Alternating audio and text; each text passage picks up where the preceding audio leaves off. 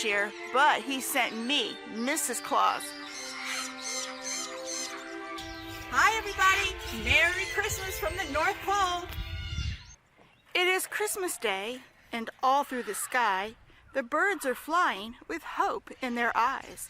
Feeders are hung on the branches with care, suet and sunflower seeds and peanuts, so rare. As the wind blows around them, how grateful they are for their fluffy down feathers. It's so darn cold, brr. As they gather around the feeders, they thank their master for all the human kindnesses that keep them from disaster. Good food, clean water, and warm shelter at night.